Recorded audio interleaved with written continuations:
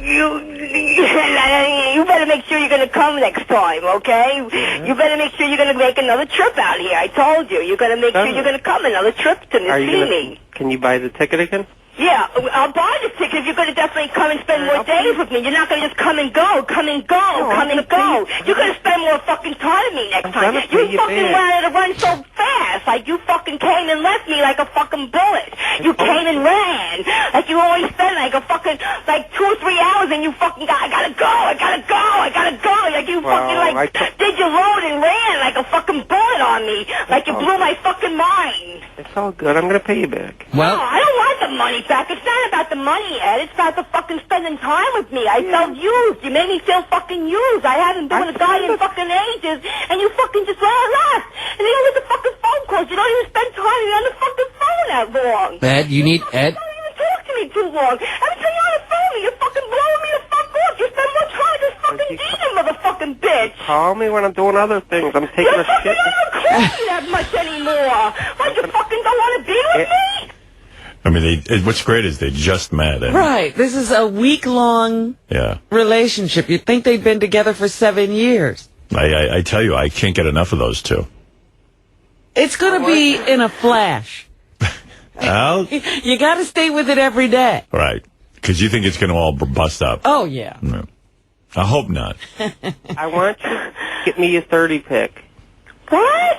Can you get me a 30-pack, too? I think that's a beer thing. What's a 30-pack? I think a 30-pack is 30 cans of beer. And I don't know for sure.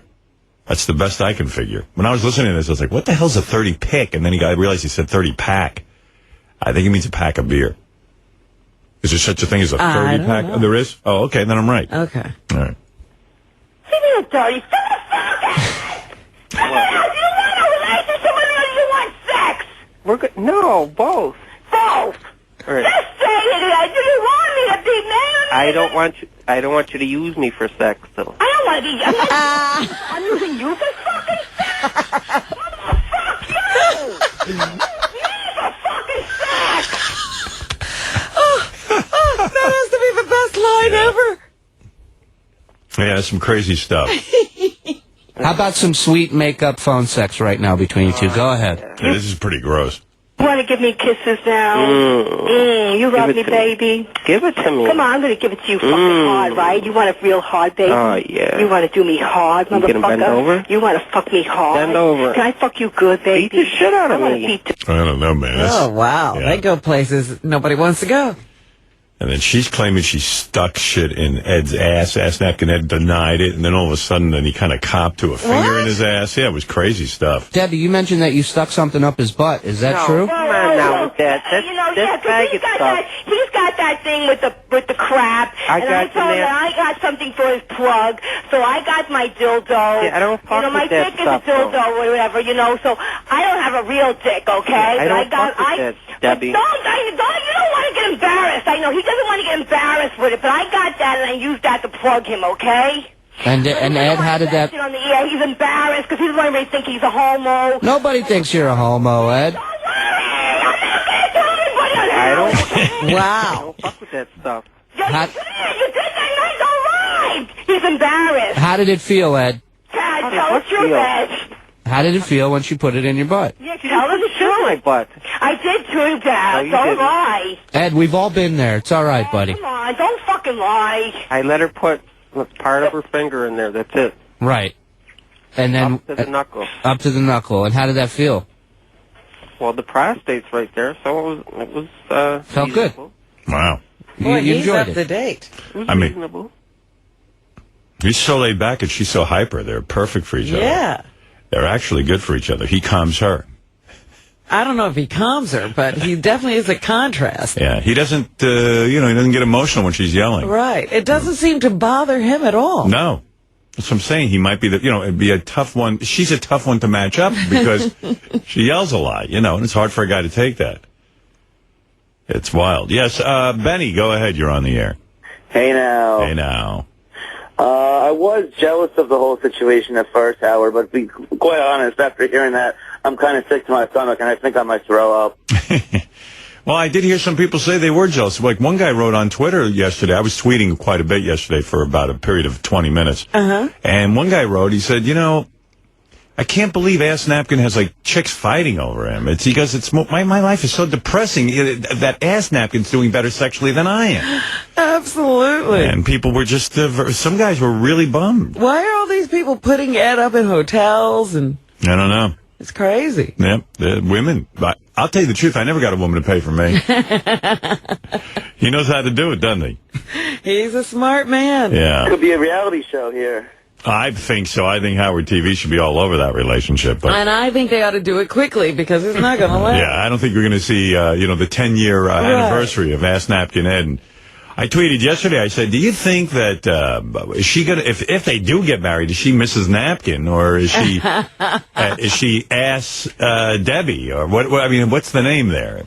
So it is a fascinating, every aspect of their relationship is fascinating. And she's sort of like the dominant one.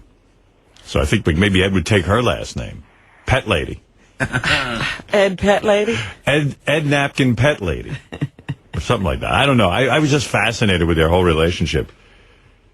And I think there's one other one here. Ed, tell me, what are some of the things that you love about Debbie? She's very tight. So what the fuck is all about this tightness? No! What the fuck is all about the tightness? I think she thinks it's not a compliment, but it is. She doesn't understand No, it. I think she thinks it's not a great thing to say. Like it should be private. Well, I know. I think she wanted something like, oh, she's beautiful. Oh, she's, Her vagina's tight. He was quite shocked by that. Because, she has had a baby. Okay? It's nice. It was nice. I'm glad you explained that. Yeah, she wants, like you should say, her brain, her... Yeah, like she's a great lady. Right. I love her wit. I love she's so passionate about things. She's so tight. That's a good fit.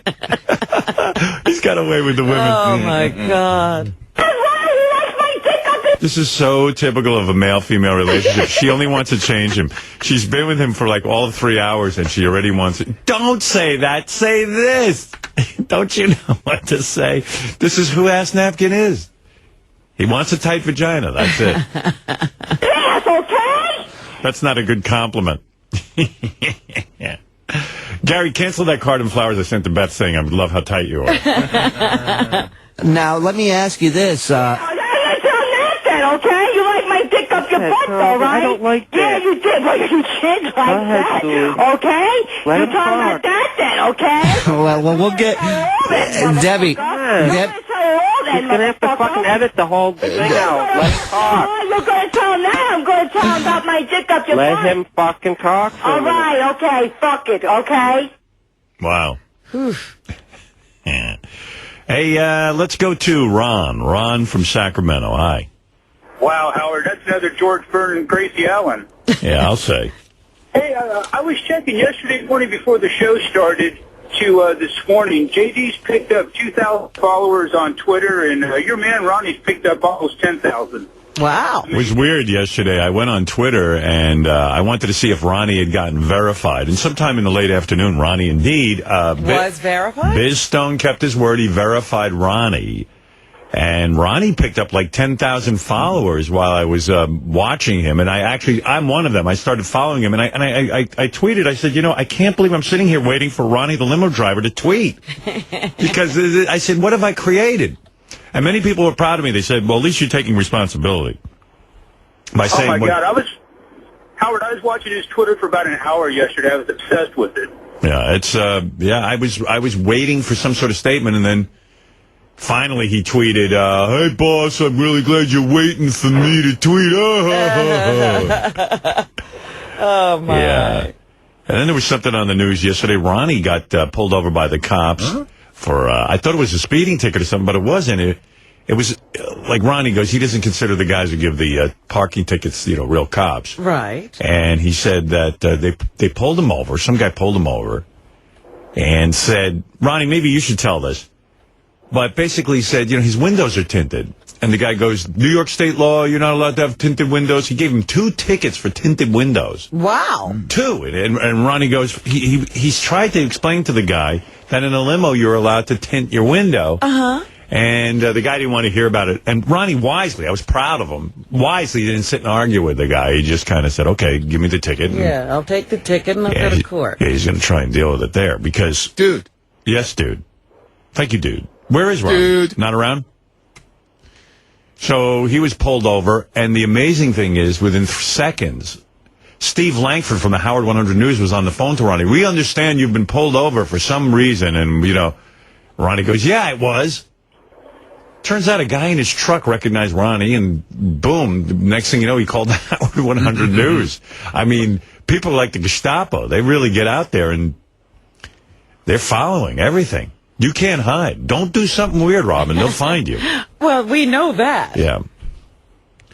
Hey, Ron, what happened exactly? It's amazing how fast Howard 100 News was on that story. Well, dude, so here's what happened. Dude.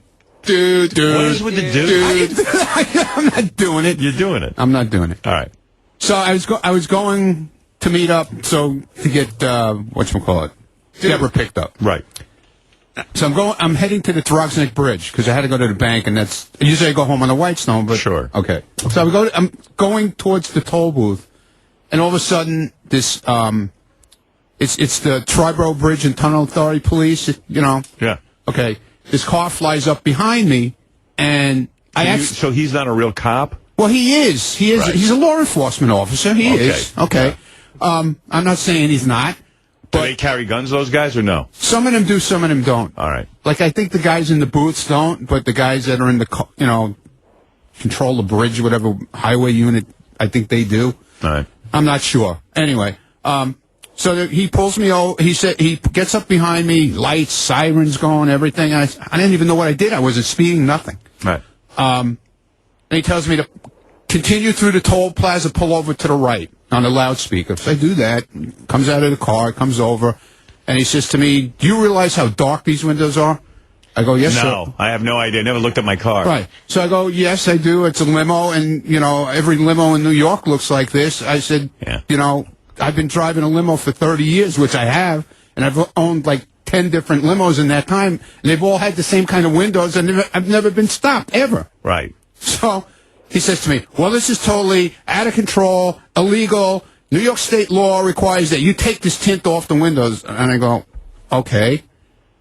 And so he asked me for my license and registration. I handed him You stopped arguing with him. Yeah, I didn't even argue with him. Right. I just asked him, and then I give him my stuff, and he says, "Wait here." You didn't slip him your badges and all that stuff? Well, no, I had it. It's in my wallet, and so when I opened it, it's all there. But he didn't respond. Didn't respond, and I didn't say anything because I knew I was. Yeah, Ronnie's got like 50 police badges and like various PBA cards. He's got one probably from every. Because all the cops are cool, and Right. They're all fans of the show and stuff. Well, this guy wasn't so cool. No, he wasn't cool, and I saw he wasn't cool. So Did you tell him you got verified? Everything was yes sir, no sir. And I was cool with the guy. I wasn't nasty or anything. Well, I just good. asked him. I'm glad. I asked questions like, is this a limo? And he goes, "The only way you could have that kind of tint on this is if you have a medical permit." I had no idea what he was talking about. I have one. So he says, "Do you have a medical permit?" I said, "No." So he goes back to the car. He comes out with this box, and it's the light meter. And he says, "Could you please put down the window?" So I put down my window, driver's side window. Right. Puts the box on it, and of course it's not legal. And then on a normal car, anyway. Right. Then he says, "Could you put down the back window?" I put down the back window and puts the thing on. "This is totally out of control." He said, "Okay, fine." Totally out of control. Right. Is he a young guy? Maybe he's new to the job. No, he was an older gentleman. He was a sergeant and everything. But fine, okay, He's doing his job, and I'm sitting there, and I'm minding my own business. All right, good. No arguments, no nothing. Right. I give him my stuff. He comes back to the car, and he hands me the tickets. He hands me my stuff back, and he goes, He wrote you 2 tickets. He says, "Do you have any questions?" And I go, "Sir, why am I?" Yeah, why was there a tsunami? And this is what I'm saying. I'm talking to him exactly. Why are we in Libya? I go, "Sir, why am I getting 2 tickets?" He goes, "I wrote you 1 ticket for the front window." Yeah. And 1 ticket for the back window. Wow. And I almost started laughing because it's unheard of. Right. Yeah, And I even knew that. It's unheard of. It's one car. They write you a ticket for window tint, okay, fine. You know? He really had a bug up his ass Right. about you. So maybe it's that new mustache of yours. I don't know. Well, actually, he had a mustache like this too, which was really. Maybe he thought you stole his look. Maybe, I don't know. Right. He did have a mustache like this, kind of. Wow. I can't believe anyone else has that mustache. Anyway, so Wyatt Earp doesn't even have Right. a mustache.